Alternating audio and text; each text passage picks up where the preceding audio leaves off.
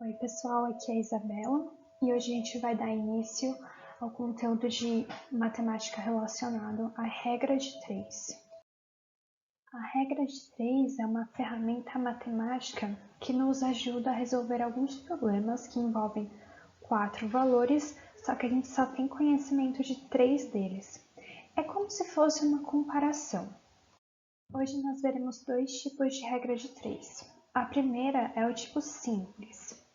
E a gente utiliza ela quando a gente tem duas grandezas diretamente proporcionais. Isso é, dos valores que a gente está analisando, se um aumenta, o outro também aumenta, se um diminui, o outro também diminui. Isso vai ficar claro com o nosso próximo exemplo.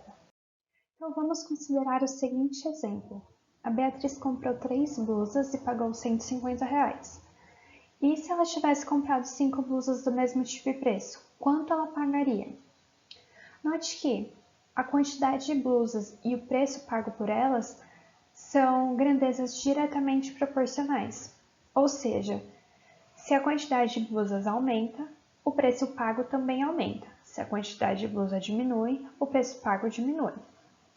Para a gente montar a nossa regra de 3, a gente vai fazer da seguinte forma. Pelo início do problema, a Beatriz comprou 3 blusas e pagou R$150. Então, R$150 está para 3 blusas.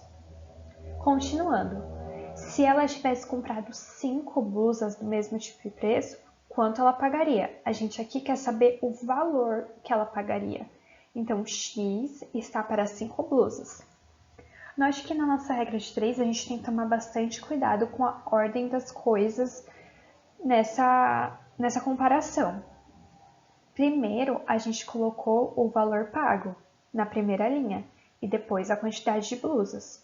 Na segunda linha tem que ser a mesma coisa. X, que é o valor que a gente quer descobrir, a incógnita do valor pago por 5 blusas vem primeiro e depois vem as 5 blusas. Dada a regrinha de 3 montada anteriormente, a gente vai multiplicar em cruz, que é esse x aqui, para descobrir o x. Então, 150 vezes 5 é igual a 3 vezes x, como está escrito aqui.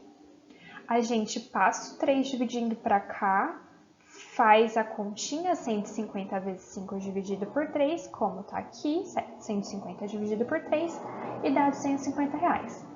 Então, se a Beatriz tivesse comprado 5 blusas, ela pagaria R$250. Note que, como eu destaquei no início, são grandezas diretamente proporcionais. O número de blusas aumentou de 3 para 5, o preço aumentou de 150 para 250. O segundo tipo de regra de 3 que vamos ver hoje é do tipo inversa. Isso acontece quando as duas grandezas que a gente está analisando são inversamente proporcionais.